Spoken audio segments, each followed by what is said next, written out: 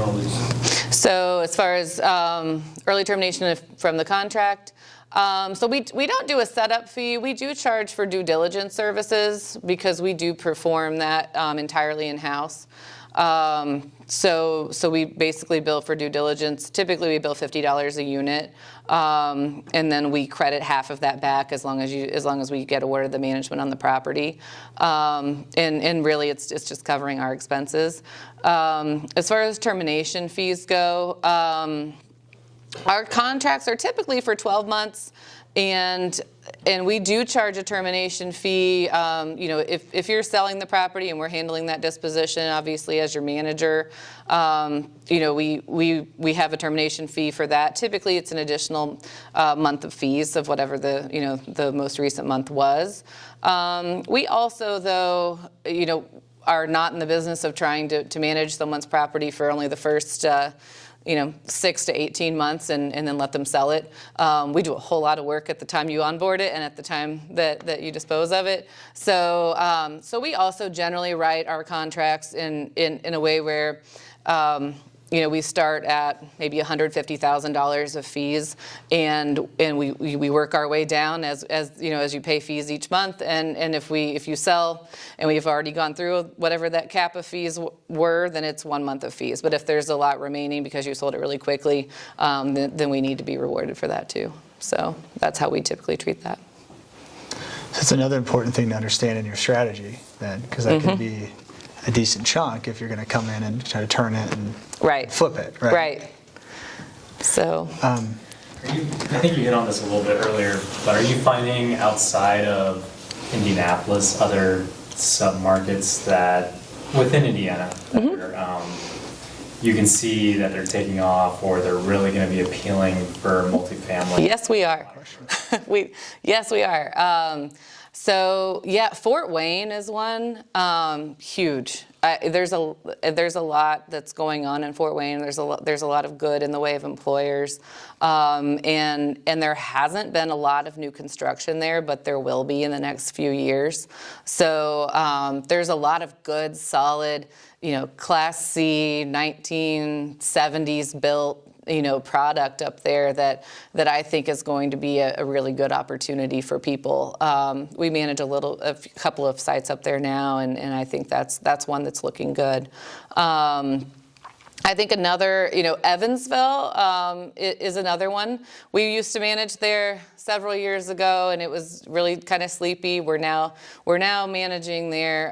They're revitalizing their downtown, and we're managing a really the top of the line property that's never been done in Evansville before. Right now we're in lease up and construction with it, but it's one of those where they've also they had a lot of fallout from manufacturing jobs and all that, but they've come back, and so I think there's a lot going on there as well. So yeah, I think there's a lot of good opportunity in some of those really tertiary, markets around Indiana right now.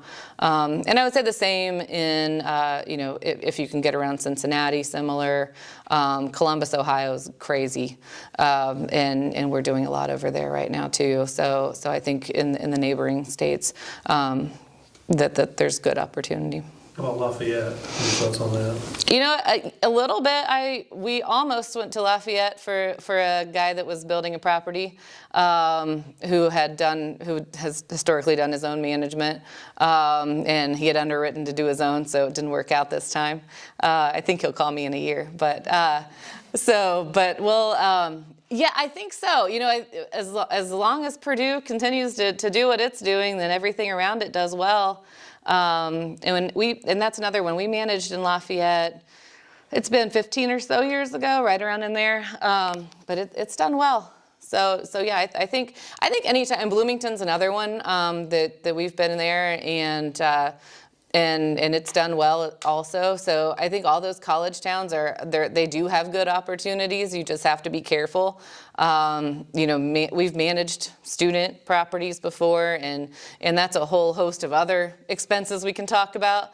But it's very different. And so, in any college situation where you get into, even if it's not a typed student property, that affects the cycle and how things work. So, but the communities typically do well, and you typically do get good, year over year, good stable growth.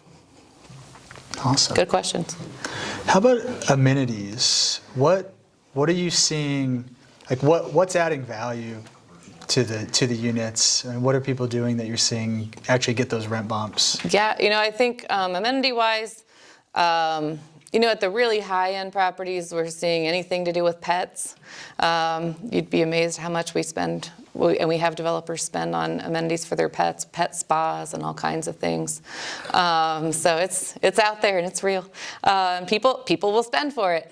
I think in a more realistic, anything we can provide in the way of service, right? We do a lot of valet trash. We have a partnership with Valley Living, and we do a lot of valet trash where they don't have to deal with their own trash other than sitting it directly outside their door.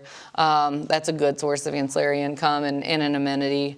Still fitness amenities are hot, and people are certainly interested in that. And so we pay attention to those areas. But I think it just really, it's been more localized. I think hyper local, right? If we have properties that are on a trail, and we really try to pay attention to bike storage and things like that, or if it's a lot of parking can be an amenity, right? And the way that we structure the parking, or the way that the garages are, and things like that. Adding storage is another one.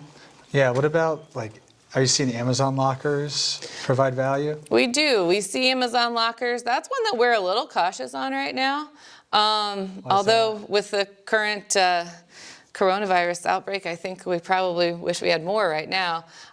We really see that I think it won't be that many more years before the package delivery is they're going to go inside the resident's home and put the package in for them.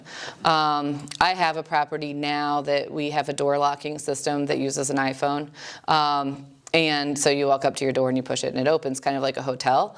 But you can send your code to, if your sister is dropping by to pick something up, you can send her a temporary code. She can get in for just that very short time and leave. And so I think the technology is there, and I think that we'll start seeing that, and where a lot of people have invested a lot in these big elaborate package rooms, and we have systems through parcel pending is one that we've used a lot. But I that's a place that I'm not trying to recommend too much spending in right now, because I do think it's going to go away, and then we're all going to be stuck with these $40,000 package locker systems that we have to get rid of and find something else to do with them. So pet spa. So pet spa, yeah, in the same room. Put the plumbing in underneath the lockers. Put the plumbing. What about inside the units? Are you seeing trends change? Is it still everybody wants gray and white? I love the gray. We're still doing the gray and the white. That one made me nervous when it first came out, and here it is still today. Still 10 years later, people are going with the gray. Now, yes, we see that. I think, solid surface countertops, whether it's granite or quartz or whatever, are popular. We've also seen some really higher end laminates, though, that we're able to do, and that makes some sense too.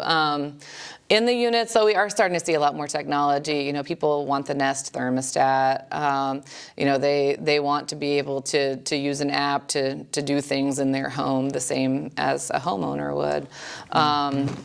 The property I was telling you about in Evansville, we actually have a lot of technology that's being tested in some of the units at the property, and so we have Wi-Fi appliances.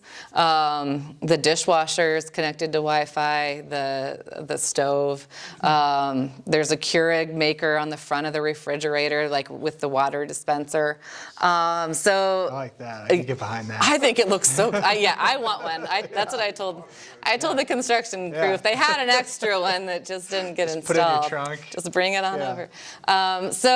But those are, I'm not seeing that anywhere else. It's really just sort of this test thing, but I think that's what's coming, right? We all are going to want the stove that you can start on your way home and it's ready. The oven's ready when you get home, and you forgot to put the dishwasher on and you're laying in bed already and you can hit start, and people are getting lazier, right? So, Do you see all those things, like in the Class A stuff? Of course, it makes sense. Do you see that trickling down to like the B's and C's as well? People expecting these the things that are affordable that you can do in a B or C that make someone feel like they've got some part of an A, that goes well. So that's why I think like the thermostats and some of that, it's so easy, and there's not much you have to do to install one. So yeah, I mean, we've seen a lot more granite in Class C even than we did before, and if you get it done right, it can be not so different in price, maybe from a nicer laminate, and it's going to get, they're going to choose you instead of the guy across the street because it's just a little bit better. So yeah, I think any of those things that you can sneak in, and that's something that Bruce does very well, is to kind of look at those budgets and figure out, okay, hey, what can we slide in that's just a little higher end, right? That's going to make it a little more special than what we were doing before. Awesome. Do you ever put anything other than stainless steel appliances in? All the time. Yeah. I only put in stainless steel in a true Class A. Black appliances are the way to go. Stainless steel is the most expensive thing we replace all the time. What's the cost difference between like black and stainless? Not much. So that's the thing. It's very tempting to buy it, right? Because you think, oh, it's stainless, and people want that, and it's only $100 more maybe than the black one.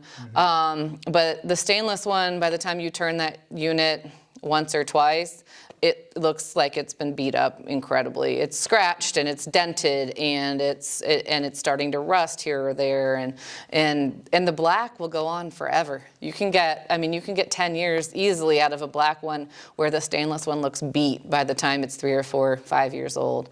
So unless it's truly a situation where you've got the darkest kitchen on the planet and you just can't put any more dark in there, or like I said, if it's Class A and if they move out and they dent that you're going to charge them to replace it. In between that, we don't do it at all. What about what's your stance on carpet versus vinyl, plank, sheet? Go with vinyl plank if you at all can, as much as you can. And we're doing it everywhere except bedrooms. I've got guys that I've talked to that are, in some of the warmer climates that are doing it in the bedrooms too. But I think in the Midwest, we still really want carpet under our feet when we wake up in the morning, in December and January. So, but yeah, and really per square foot, if you're buying enough of it and you're doing it right, what are we seeing? It's around 20% more or so to put in the vinyl plank, and you're going to get 2 to 3, 4 times as much life out of it. Yeah, what is the life of carpet versus the We vinyl believe the plank? life of carpet to be 5 years. Usually pets change that for us. Yeah. But we depreciate it on 5 years and plan to replace it on 5 years. And vinyl, we typically put 10 or 12 years on. Wow. Do you do the same in a bathroom? Well, At the entry, the bath, the kitchen, the whole thing. And I don't, and like I said though, the plank is the way to go, versus the sheet. You're gonna rip the sheet and you're gonna move the stove out, and somebody's dog is gonna come in on the sheet, and then you've ruined the whole room, or with its toenails. And so we do replace single planks on those floors a lot. So you want to get one that it is easy to pop in and out and to deal with. But we do it a lot, and it works really well. So are you doing that with the floating or the glue? The glue down. We've done both. It's dependent, I think, on the application. On a slab, we are probably typically doing the floating, but we'll do the glue down, otherwise. So it's been, but I think either one is, as long as you're using the recommended adhesive, you can still pop it in and out when you need to.